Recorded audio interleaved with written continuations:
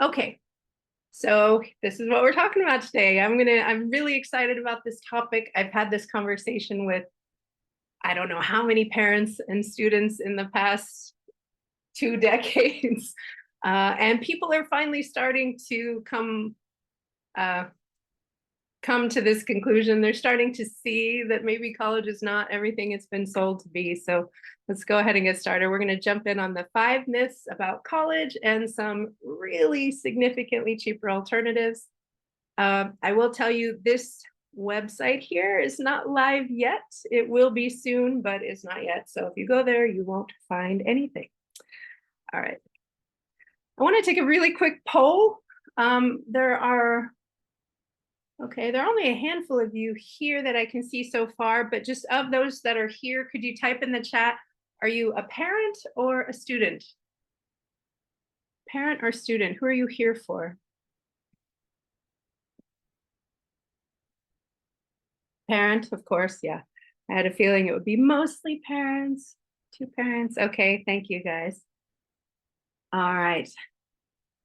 And so those of you who are here, what uncle, nice. Okay, so family member of someone who might be going to college. So which of these describes you? So you can type in the chat, type 1, 2, or 3. Did you go to college and you finished? Did you go but you didn't finish? Or did you never go? 1, 2, or 3 in the chat. 1, yeah, me too, me too. Okay. So a lot of degrees, it looks like, in this group. Okay, so you've been through the whole process before. If you don't mind, could you type in the chat what year you finished that process? Because chances are things have changed a lot since then. What year did you graduate? For me, 2018. That's actually pretty recent. All right. 1970, yeah, lots changed since then, Ken. 1985, yeah, lots changed since then too.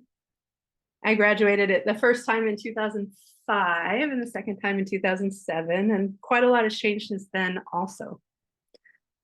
Okay, wow, quite a big range here of people. That's cool. Okay, thank you guys. So, let's just jump right in then.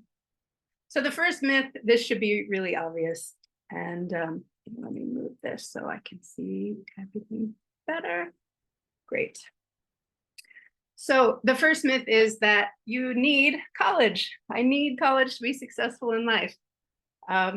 This was never really true in my entire lifetime or even my parents' lifetime, but it used to be more true than it is now. As little as 30 years ago, a college degree may have actually helped you get a decent paying job, but the market is so flooded with degree holders now that it's harder to compete even if you have a degree. So it's not the panacea that it once was. College is a potential path to success, but it's not and never has been the only path, despite what you often hear from educators, especially in the public high schools. So it is actually a fact that some of the most successful people in the world dropped out of college or just never went. These are really obvious examples. I'm sure you can think of a few more. And why don't you go ahead and type them in the chat? Yeah, what do we got? I came up with such a huge long list. Oh no, my slide decks. You're still seeing my slide title. Oh no, thank you for telling me. Okay, let me see if I can fix that. I'm so sorry. First time ever. Thank you for being my guinea pigs. I appreciate that, everyone. Thank you for your patience. All right, so you guys obviously know these people. I know most of you are coming from Tom Wood's list. So you're highly educated people and you know who these people are. I'm sure you can think of lots of other people. Doesn't necessarily mean they're good people, but they're certainly highly successful people that decided that college was just a waste of their time, a waste of their money, or that they wanted to focus on other things. So write someone else in the chat. I know you guys know. Tell me someone else you know, really successful person, never went to college or went and dropped out. There are literally thousands of people. Gilbert Gottfried, good one. Bill Gates. Yeah, any kind of a entertainer. Those guys often make lots of money without going to college. Michael Dell, good one. Yeah, absolutely. Okay, we'll move on. I appreciate you guys chipping in. So I'll make more money with a degree. Definitely not accurate. There are lots of high earning jobs that don't require a degree. Sometimes they might require a certification program of some sort, or you might have to take an exam to prove a certain level of knowledge, but that doesn't necessarily mean you need a degree. You can save lots of time training for some other job. Realtor is a great example of a super high paying job if you're really good at it, and all you have to do is take an exam. You don't have to even go to school for it. Massage therapist, same thing. There are schools where you can learn how to do that, learn physiology and things of that nature, but it's not required usually. You can usually take some sort of an exam, or in some states, you can even do it without being licensed. You're just free to do it to have clients who want to see you, regardless, depending on what state you live in. And then, of course, there are tons of technical jobs that are really high paying. These are just a few that I came up with off the top of my head. Sales of any kind. If you learn how to make sales, you can pretty much always have work. Marketing. Right now, internet marketers are making out like bandits. So they're not the famous people you would necessarily know or recognize on the street, but some of them are making hundreds of millions of dollars, and they never went to school for that. They just figured it out by trial and error, and now are selling that knowledge to other people, making tons and tons of money. If you are able to copyright, you will always have work, especially now. Copywriters are in huge demand. So if you're really good at it, you can make a ton of money. Managers don't make the most lucrative money always necessarily, but it's still a really solid, good paying job that's very regular if you can get it. So yeah, these are all just examples of things you could potentially do, that none of which require a degree. Some might require some shorter certifications, which we'll talk about in a little bit. But can you guys think of any others? Can you type it in the chat? What else? Other jobs that don't require a degree. Maybe you have one. I'd love to know about it.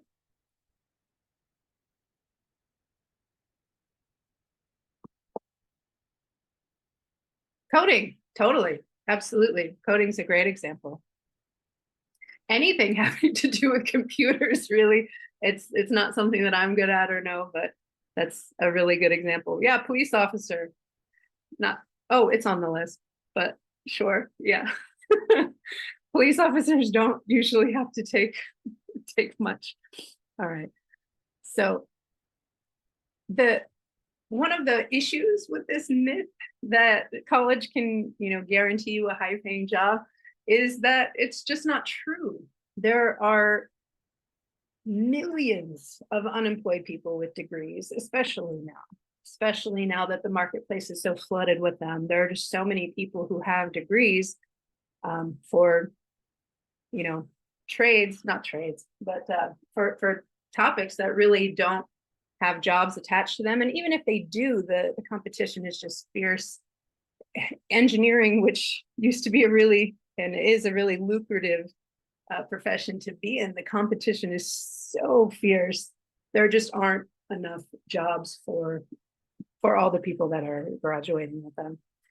And then a lot of people with degrees, some of them are unemployed, but there are millions of underemployed people who are doing things like this, or waitresses, serving coffee at Starbucks, that kind of thing, or bartending.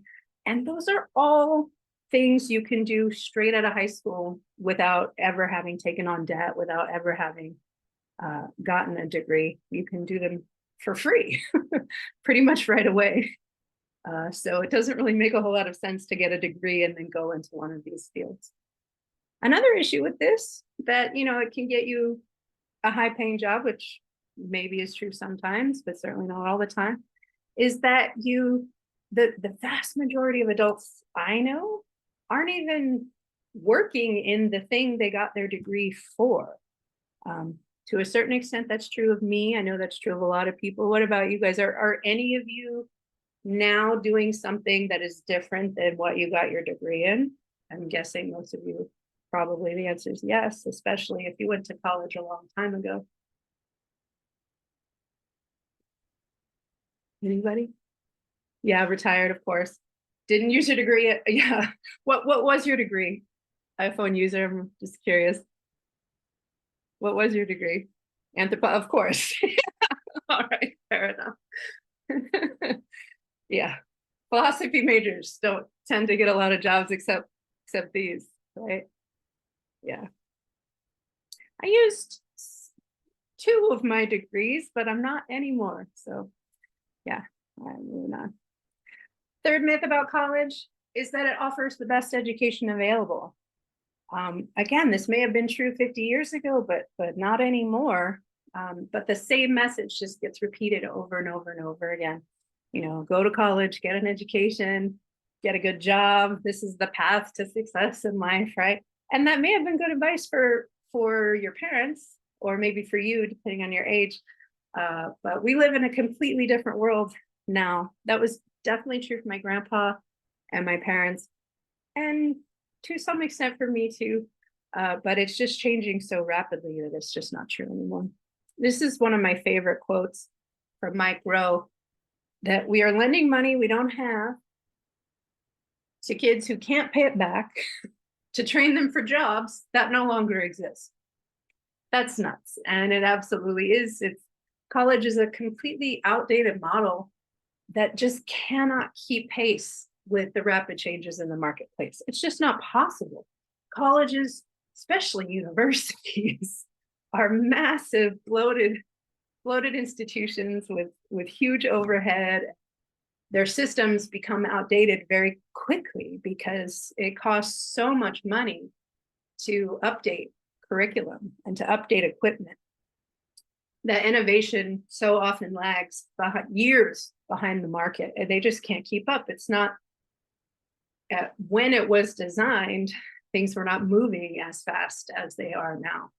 So because of all the various layers of administration and bureaucracy inherent in universities, it can take years to enact a system-wide change. And so they just can't keep up. They just can't. They can't compete with the internet. It's just not possible anymore. Okay, myth number 4, that college is an investment in my future. Yeah, this could make sense if the cost benefit worked in your favor, if you did the math, but these days it really doesn't, and it hasn't for a long time. And here's why. Let me move this. That would be really cool. Yeah, awesome. Okay. So college costs more than it ever has in the history of the world, and it's worth less than it has ever been worth in the marketplace. So that's not the best cost benefit for you guys. Now, both of my parents went to college. It's where they met, actually, at Oklahoma State University back in the 70s. But back then, it was actually possible to work while going to school and to pay for it. And that's what they did when they were undergraduates. And they both eventually went on to get graduate degrees. I vividly remember when I was a little girl cutting coupons with my mom at the kitchen table because they were pinching every penny they could to attend grad school with 3 kids. But that's just not realistic anymore. And unless you come from an independently wealthy family, chances are pretty high that you will have to take out student loans just to attend even a regular state school. I mean, yeah, if you're talking 10,000 a year, that's just tuition, keep in mind. That doesn't even include room and board, which is usually double this. It doesn't include books, doesn't include fees, ID, parking, all of the things that you have to pay for when you go to school. It's not just tuition. And this, remember, that's times 4, sometimes times 8. So the price tag is just astronomical, and even more so if you decide to go to a private institution. And the truth is that The cost of college is outpacing inflation by a lot. You can see this is inflation, which of course is going up even further in the last 2 years. This is a slightly outdated chart, last 3 years, excuse me. But this is the cost of college tuition. It has shot up so much more, exponentially more than even inflation. And well, we'll get to that. So just as an example, I started college back in 2000. I just went to a state school, nothing fancy, the University of Kansas. And from the time I was a freshman in 2000, the year 2000, to the time I was a senior in 2005, because I was a double major. So it took me 5 years going like full steam ahead. But in 5 years, tuition had increased 100%. Like, wow, that's insane. It doubled in 5 years. And that was back in 2005. It's like so much more now than it was before. It's crazy. And was the education I was getting twice as good? Definitely not. Definitely not. Yeah, I'm gonna skip that story. And so why is that? What do you guys think? Of course, you can see my notes, so it's kind of cheating, but why is that? Why has college gone up so much faster than anything else? Yeah, so government guaranteed loans is, Bob nailed it. That's exactly why. That's exactly why, and I figured the answer wouldn't surprise this audience. So government subsidized student loans. The government-backed loans have drastically increased costs. It's the pretty obvious unintended consequence of increased demand. Even artificial demand is increased prices. And has quality increased? Not really. But universities are making out like bandits.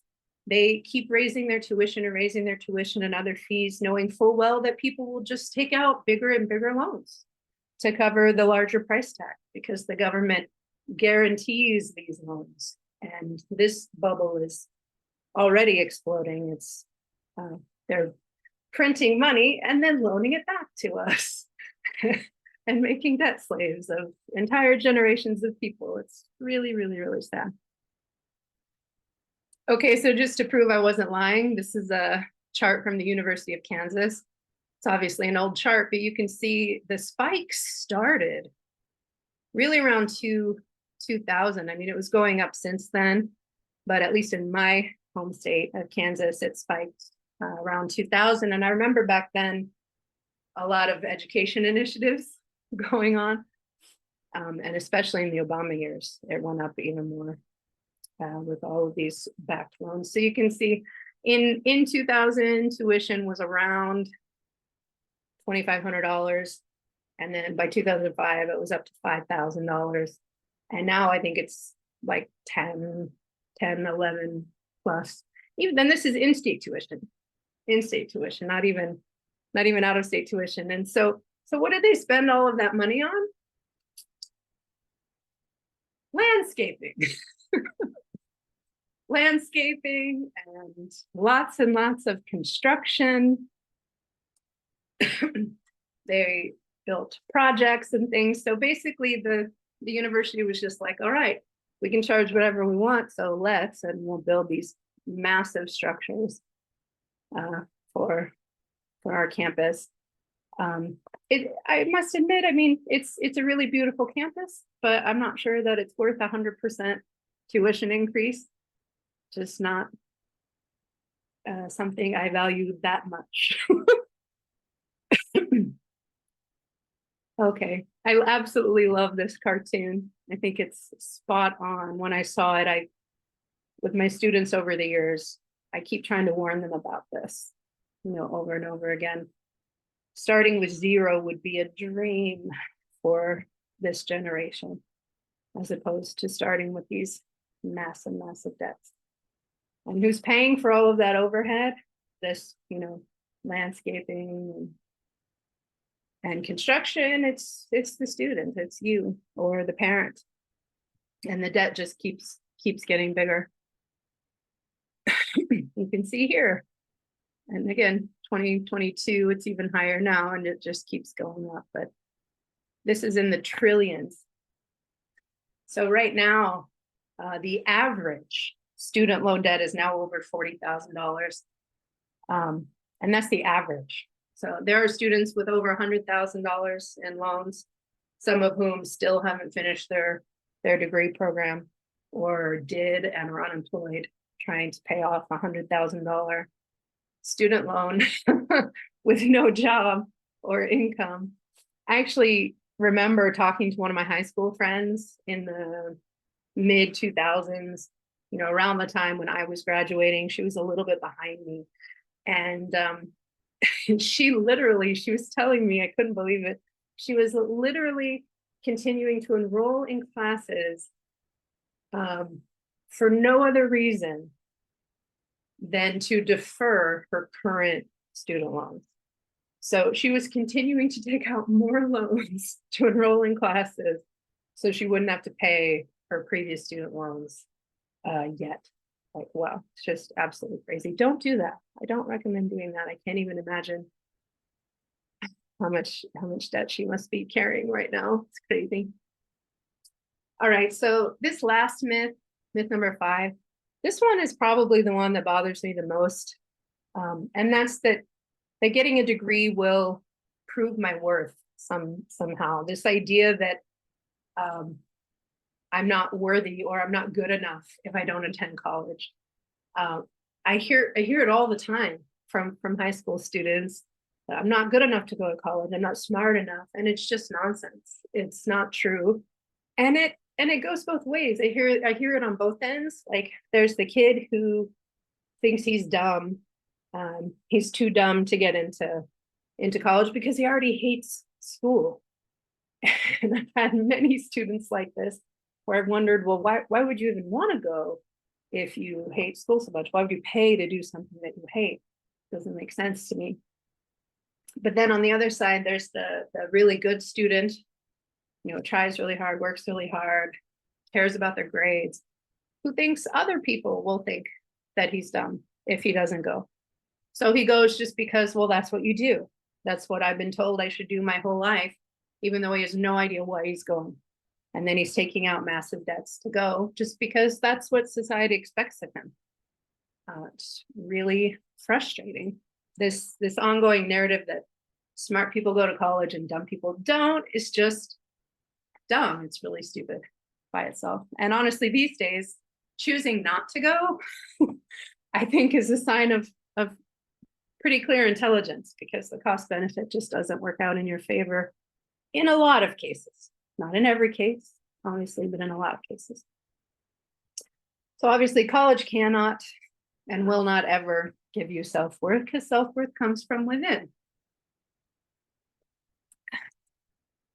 There's literally nothing outside of yourself that can make you feel worthy.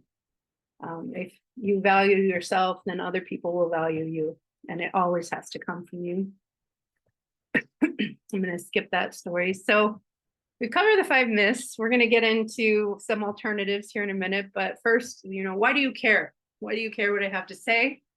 Who are you even talking to? So who am I? My name's Amy Curtis. It's nice to interact with all of you, even though I can't see any of your faces. So I'm a teacher. I've been a teacher my entire life. I have over 20 years of teaching experience. I've worked with lots of different age groups and subject areas, and I can teach pretty much anything I know, and I'm constantly learning new things because I'm a nerd and I love to. My experience as a teacher, most of my experience in the public school system was as a special education teacher. I worked with teenagers with special needs, skip this so you can see my pretty face.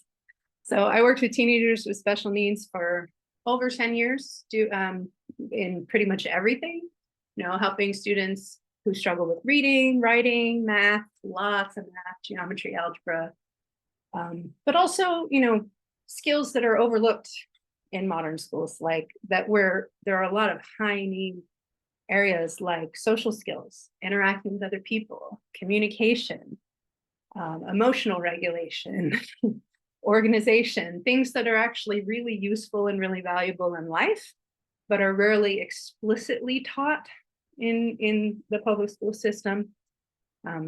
Sometimes some students get extra help for those things, and that's a lot of what I was doing, and I really enjoyed it and was really good at. I also went on to teach other things. I finally detached from the public school system in 2017 for the final time. So I've also taught English abroad. I taught English as a second language at a British curriculum school in Kuwait. I taught primary students from as young as age 2 to age 12 at a private language center in Hong Kong. And I also taught in China. I taught US history, oddly enough, in China, and world geography. And for the last 4 years, I've been an online language teacher, and I've been able to travel while working and no longer beholden to a rigid bureaucracy, which has been really nice. Basically being my own boss, but still getting to teach, doing what I love, which is awesome. But I have a tremendous amount of experience with high schools and with public schools specifically, and that transition that teenagers make. So here are my credentials. It's kind of ridiculous. I have 3 degrees, which is, nobody needs 3 degrees. I have 2 bachelor's degrees and a master's degree. I did actually use this one in social studies for a while, but I haven't in a long time. I never used my theater and film degree. It's just a passion of mine. It was a lot of fun to get, but I'm not sure it was worth the price tag that ultimately my family paid. And I did go on to get a master's of science in education, and my specialty was adaptive special education, which is what I did for over 10 years. So I have a lot of experience supporting students in that transition from being a teenager and being a student to being an adult and starting to take care of themselves and be more independent. As a special education teacher, that was essentially my job, was to try to help students become more independent. And that really all comes down to just starting where you are and going from there. So I'm really passionate about helping setting up students for success in adulthood. And I think mental health and emotional wellness is super important, especially these days. When I taught in the public school system, I saw so many emotional and mental health needs not being met with teenagers, especially. Teenagers are very anxious about lots of things, and they're especially anxious about the future. And the last 3 years has not helped, for sure. It's gotten really, really bad. There's like a mental health crisis going on, especially in the United States among young people. So, if college isn't the answer, if we're not going to go to college, what are the alternatives? Let's get into that. So there are a lot of things you can do. One thing you could do if you don't know why you want to go, just wait. Don't go, and you immediately overnight save $40,000. Not really, but kind of. So the human brain is not fully developed until the age of 23. It's still processing information and still learning to do a lot of things. But we pressure kids to make a decision that's going to affect the entire rest of their life at age 18. And they even have to start choosing courses toward that path as young as 16, 14. That's just crazy. They don't know what they want to do with their lives. I mean, some of them might have a passion that's so strong that there's no doubt in their mind that's what they want to do, but most of them don't have the experience to know what they want to do. They need to get experience, get their feet wet, try different things. And a gap year can really help with that. There's no shame in taking a gap year, and it could potentially end up saving you tons of money that you wasted on starting a degree program they never finish, which is really common, or even completing a degree program that just is not very valuable in the marketplace, where they could have done something else and started making money even sooner. So taking the time to build skills to prepare. A lot of students, when they finish high school, they're not academically ready for college anyway. In fact, I would argue most students who graduate high school are not academically ready for college because the school system has not prepared them properly. So if you're reading at a 3rd grade level or an 8th grade level, college is going to be very difficult for you. At least at a reputable college, it's going to be very difficult for you. So you can take some time to build your skills, even take, one class at a time to fill in skill gaps that you need before even applying to college. You can research what you want to do, catch up in a specific area, waiting until your child is actually ready to go instead of just blindly following some arbitrary schedule or timeline that society says you should do it now because you graduated. That will simultaneously save you tons of money and time and stress and frustration, but it'll also set your child up for success. I mean, why push it on them if they're not ready? When 5 years later, they may very well be ready and mature enough to actually do well in college. It's always an option. It doesn't have to happen right now. You can get a part-time job. I used to be a huge advocate of this, that just getting a job can help a student learn so many soft skills that they never would have even had the opportunity to practice otherwise. And plenty of entry-level jobs allow promotion opportunities from within. You can be promoted to assistant manager pretty quickly if you do a really good job in an entry-level position, and then on to manager and so forth. And some people make careers out of that. Most of the time, you're going to quit the part-time job and move on to something else, but you're going to take the skills with you. And that's really valuable. And you get paid to do that. So wins all around. And you can also travel. Go somewhere you've never been. Have experiences. And traveling really gives you perspective about what you want to do. You can learn very quickly both things you want to do, but also things you definitely don't want to do when you travel. It really broadens the mind in a lot of ways. You can go to technical school, which is one of my highest recommendations, especially now. You could learn a trade. You learn skills that are always in demand. Always. Make yourself recession proof. Most trade school programs only take about a year, sometimes less. I've seen as little as 9 months and as long as a year and a half, depending on the program. You can start earning money 3 years earlier. So with college or university, it's not just the high price tag, which is very high, but there's also the opportunity cost of not earning money for at least 4 years while you're a student, sometimes 8. If you were working in that time, you could have saved a tremendous amount of money and potentially even reinvested it and grown it, and putting off earning your first income for an extra 4 years. There is a huge cost to that beyond the tuition itself. So you start earning money sooner, and programs are way more affordable. You could complete an entire program for the cost of 1 semester at a university. The entire program could be as low as $5,000. Between $5,000 and $15,000 is pretty common for a whole program, versus 30 to 50K for most universities, and even more if you're at a private university. But another really cool thing about these technical schools is that you have a really high starting wage often, or higher than average anyway. So the wage is high. Depending on the trade, starting wages could be anywhere between $25 to $75 an hour, and even higher for specialized fields. So what can you learn at a trade school? Take a sip of water real quick.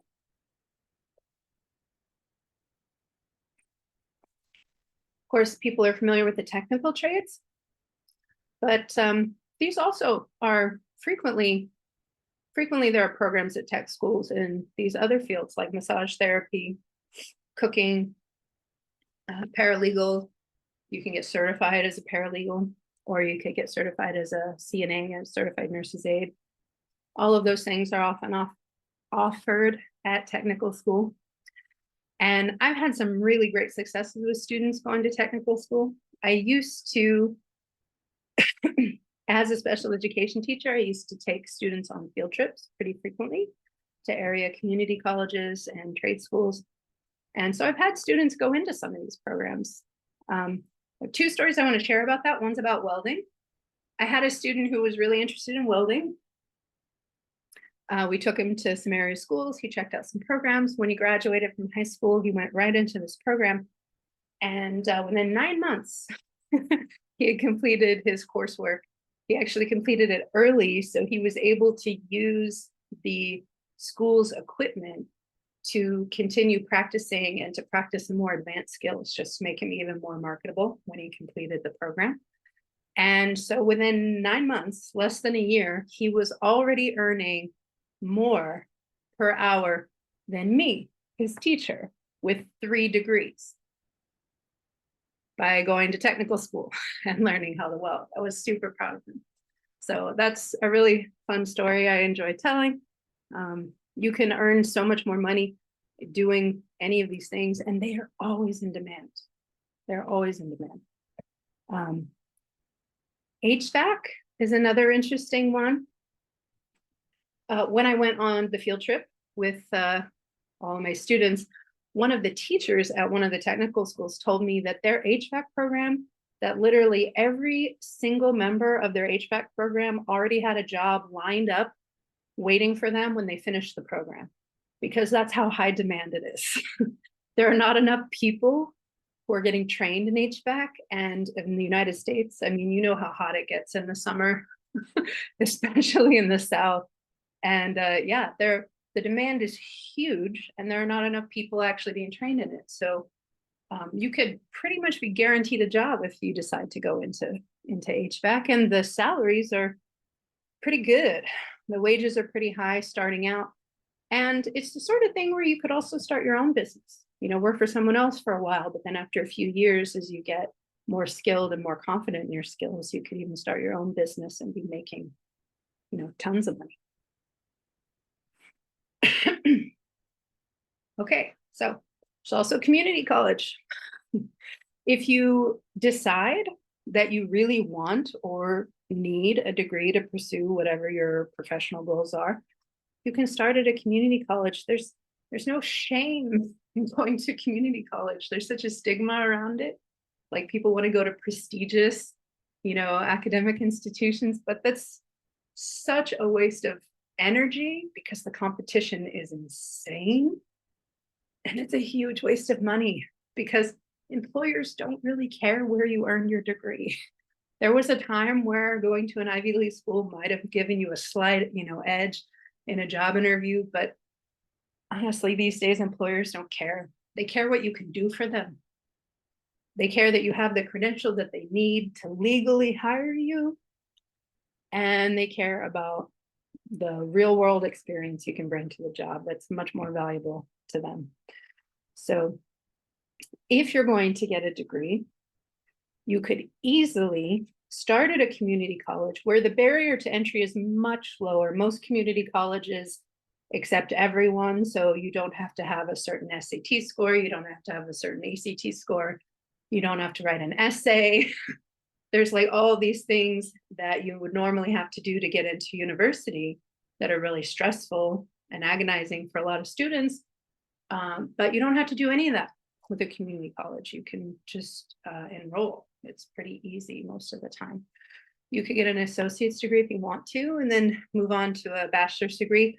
Or if you really want a bachelor's degree, you could start at a community college, get your liberal arts credits at a community college for way less per credit hour than at a university. And there's more academic support. So I think community college is a great option. Yeah, see in my notes here, your transcript doesn't care where the credit comes from.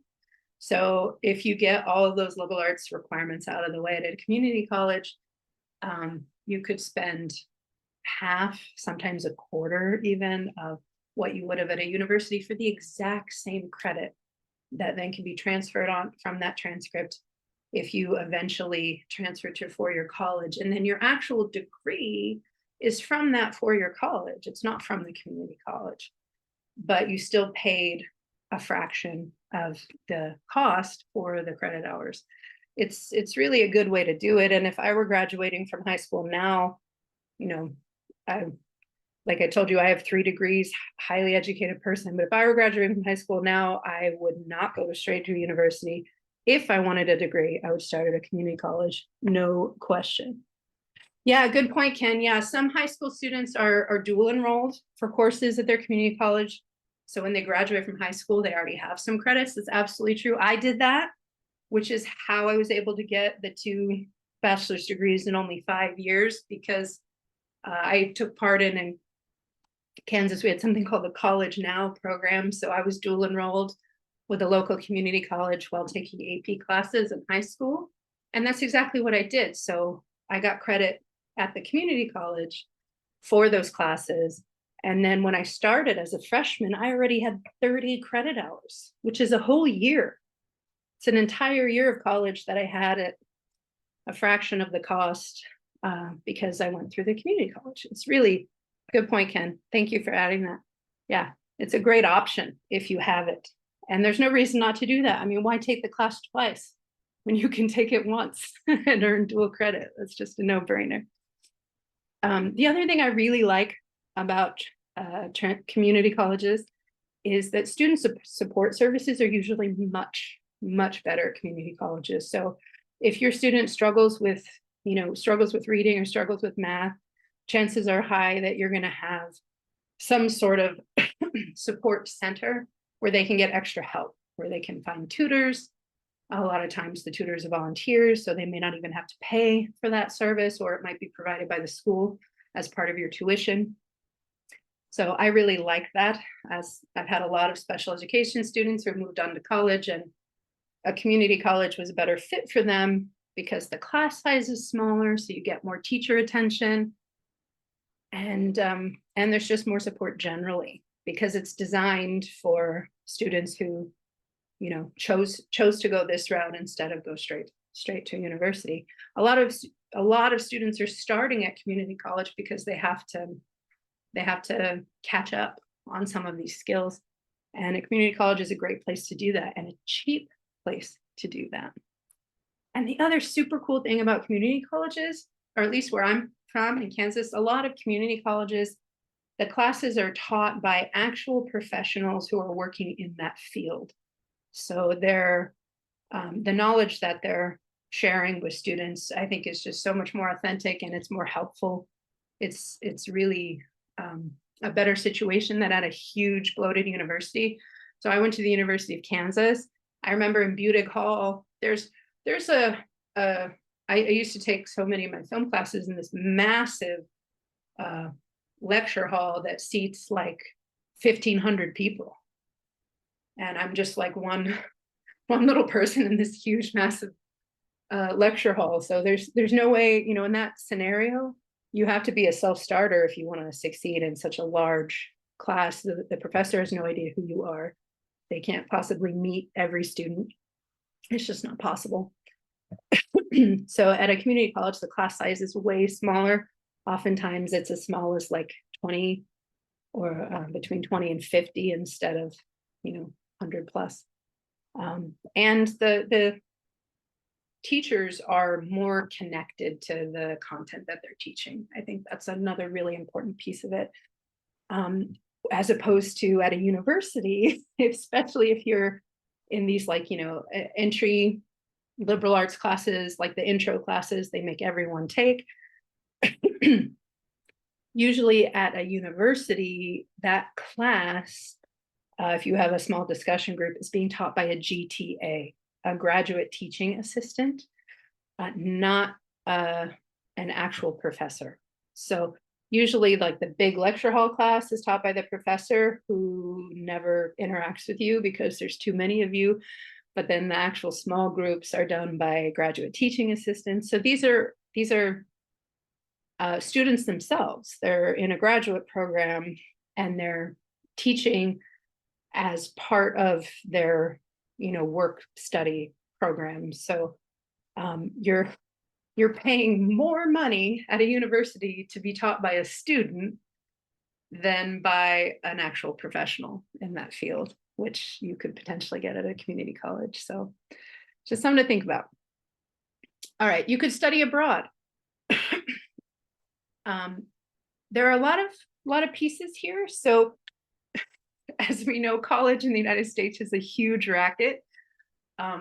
Almost every college is requiring so-called liberal arts education, which requires that you take a ton of extra classes that don't actually apply to your degree, that are not relevant to whatever it is. So for example, if you want to get a philosophy degree, you still have to take college algebra.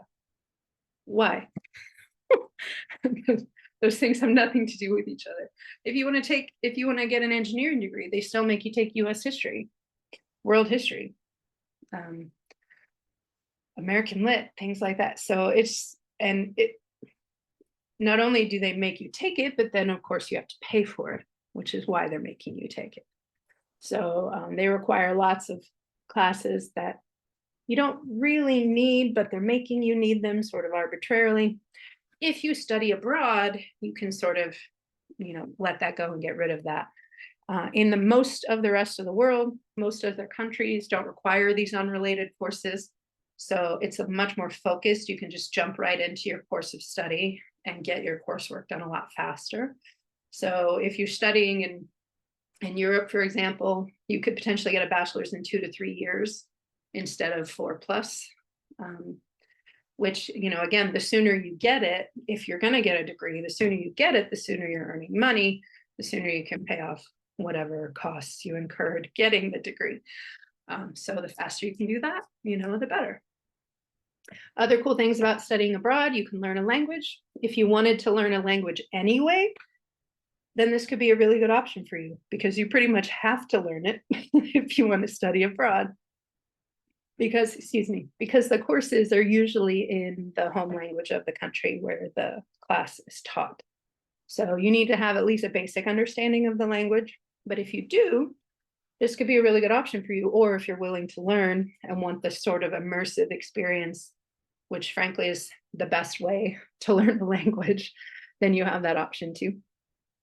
A good example of this would be my husband. He studied English in Malta, Spanish in Cuba, and Hebrew in Israel. And he's now fluent in all 3 of those languages. His native language is German, in case you were curious. But he never really became fluent until he actually went to these places. Being there helped him practice, and that's how he got better at it. And that's another benefit of studying abroad. In some cases, the classes you take could be free. Of course, we all know they're not actually free. They're being paid for by the taxpayers, but for the student, in some countries, there would be like no fees or minimal fees. Sometimes you can even get stipends or an allowance from the government for basic living expenses. That's not true in a lot of countries. That's true in Germany, where we are right now. But that's not true in a lot of countries. But even if you end up having to pay some sort of tuition, it's almost always much, much, much less than the United States. I mean, between 10 and 20,000 instead of 30, 40, 50,000, or even less. It just depends on the country. Some countries don't offer the free classes or the stipend unless you're a citizen. Some of them offer that to any student, even if they're coming from, even if they're transfer students from other countries. But it just depends on where you want to study and what you want to study and where you want to go. But there are a lot of benefits to that. If you can take only the classes you really want to take, learn a language, have life experiences, these are all really valuable things. And you can come back finally knowing what you want to do. All right. I used to be a huge advocate of getting a job right out of high school, but honestly, these days, I think the way to go is to start a business. It has never been easier to start a business. Technology is making it cheaper than ever. There's a huge online marketplace. The barrier to entry is really low. When you start a business now, you can learn from real world experts who are killing it in their industry, whatever they're doing. And you can do that for way less than the cost of tuition. I mean, if you think about it, there are so many courses out there that'll teach you, copywriting, marketing, how to build a website, whatever it is, how to sell on Amazon. And you could purchase a course that'll give you like the nitty gritty details, step by step, how to do this starting from scratch. And you're probably not going to pay more than $2,000, which may sound like a lot for an online course, but compared to college tuition, that's nothing. And if you can actually start a business for $2,000, that's a minimal investment. So it's never been cheaper to do that. And you get to learn on demand in real time and apply what you're learning right now. You don't have to wait, till the semester's over or until you eventually get this piece of paper that says you've arrived. You can start putting that knowledge into use right away, which is hugely valuable in and of itself. All right, another thing you can do, you could volunteer, apply for an internship, learn from professionals in the industry that you think you're interested in, and you can do that for free. Just offer them your free labor in exchange for the opportunity to learn, and you can learn quite a lot without paying a dime. And it can even lead to paid work eventually. If they like you and you do a good job for them, they might eventually hire you. So that's another really good option. In my case, I actually ended up paying for my internship in college, my 5th year, they called it, in the education program. So I was paying for the credit hours of my internship to go towards the degree. So I got to pay for the privilege of working for free. It's crazy, but that's how you become a licensed teacher in this country. Okay, so I've been talking for a long time now. I want to take a quick break to take a drink and ask you guys how you're doing, and hopefully not mute myself in the process because I want to see the chat. Okay, how are you guys doing?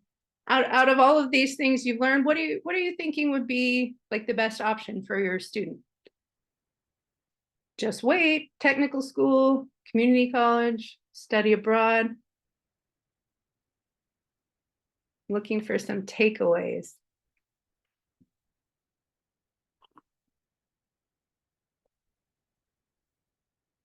Tech school for my nephew, yeah, great idea. Any idea what he might want to study?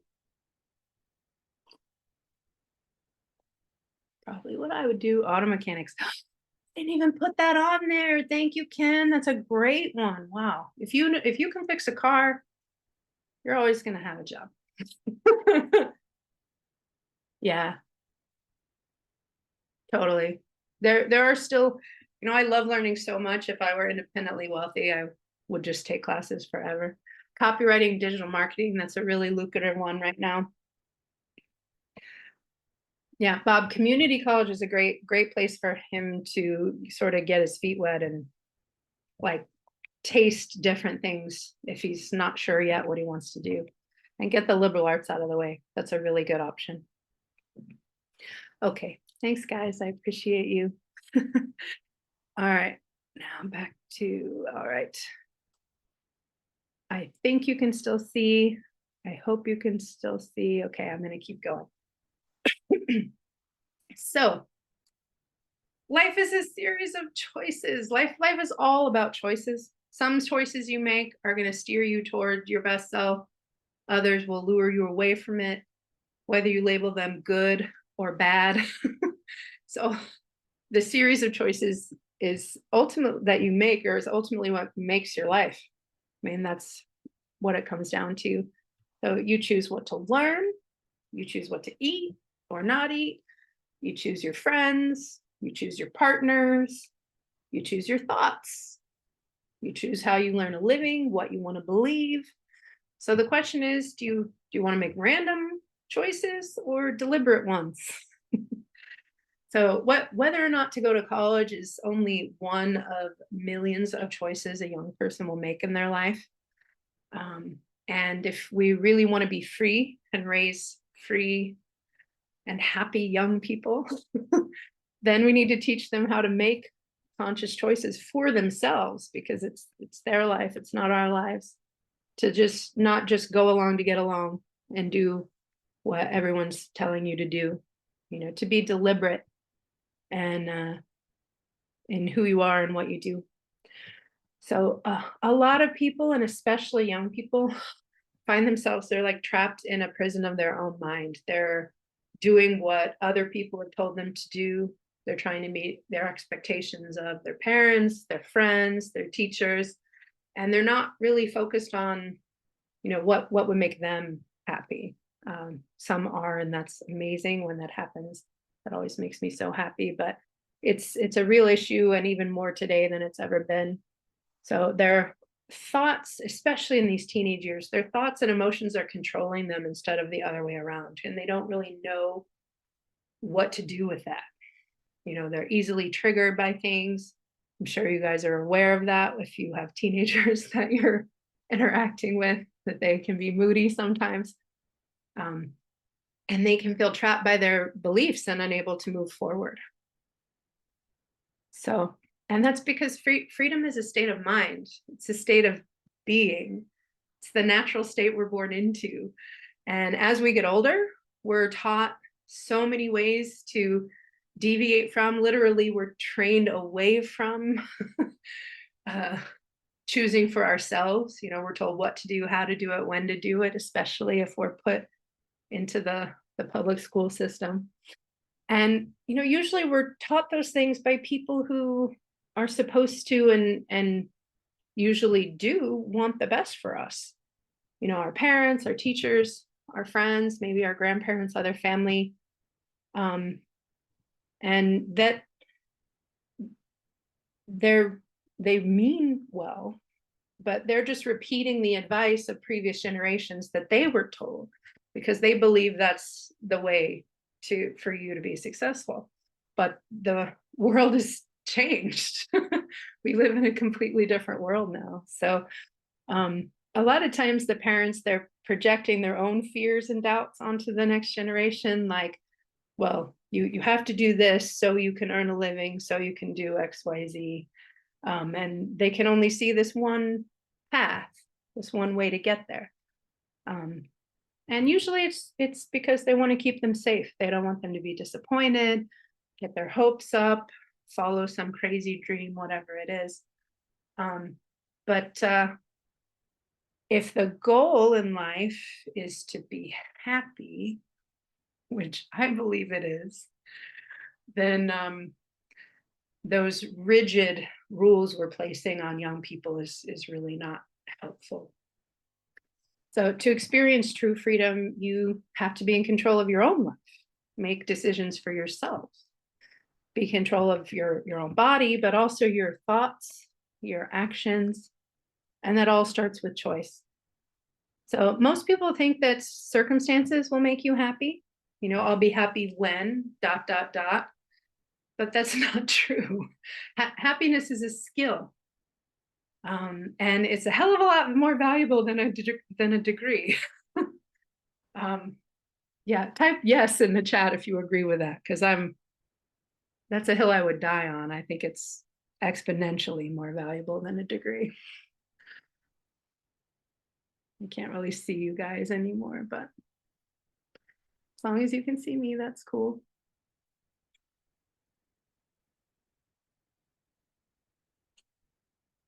Okay.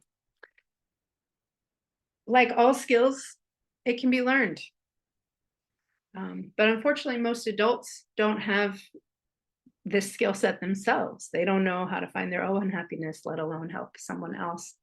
So that's where I come in. I would love to help. young people learn this skill set. So I'm putting together my first ever group program for young adults. This program is brand new. It's unlike anything I've found in the marketplace so far. I see a lot of programs for young kids, but I feel like this particular age group is really neglected. They're just like, okay, you graduated, bye, good luck. And I think that's really, really tragic. So I'm creating this program to help support young adults who are scared of this transition, who are afraid of becoming an adult and becoming independent and need some support to figure out what they want to do and who they are. So I'm currently seeking beta testers to help me refine it. So I'm looking for young adults age 16 to 21. If you are, but it seems like most of you are parents on this call, but if you are a young adult in your life with whom this might resonate, is in this age group or near this age group, and you think they might need some support, especially mental health support, then this might be something they might be interested in to move on to the next phase of their life with a little more ease and confidence. So this is a live program. To dive this deep and create the quality connections that I'm really hoping for, I can only accept so many students, so spaces are limited. I'm looking for committed students who will show up for themselves and really like get into the material and engage with me and with the community and with the material. That will commit to 2 sessions per week for 12 weeks.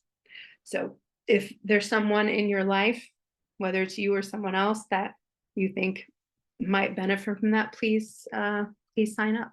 I'd love to work with them. So here are some things you'll learn. I couldn't get it all into this webinar in time. The technical stuff kind of tripped me up, but at least I'm here and I'm glad you're all here with me. So some things you'll learn or that your young adult would learn in the program. How to cultivate meaningful relationships. This connecting with meaningful relationships is so important to your overall well-being. And it's not something we're really taught in school. In fact, we're taught not to connect with people, to be quiet and not talk to anyone. So cultivate meaningful relationships. There's going to be many lessons on this and some very specific strategies and skills will be taught on that. Caring for your body and your mind. How different foods affect not only your physical body, but also your mental health, your mood, your energy, things like that. How to master your thoughts and emotions. I have lots of strategies that I used as a special education teacher and tons that I've learned since on lowering stress and regulating, emotional regulation, keeping your emotions in control, processing your emotions. You'll learn powerful techniques for reducing stress, which is probably the biggest cause of disease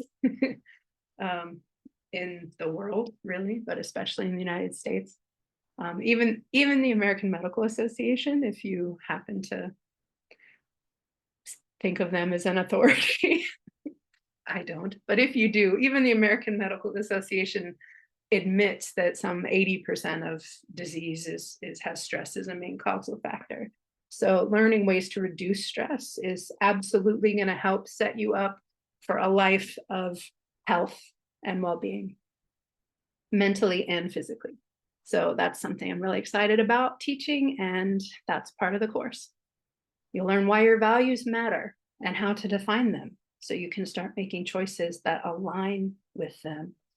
And pretty much all the skills you need to build your best life, the sort of skills I used to teach one-on-one with kids in the resource room that I think young adults really desperately need. So those are some topics that'll be included in the program.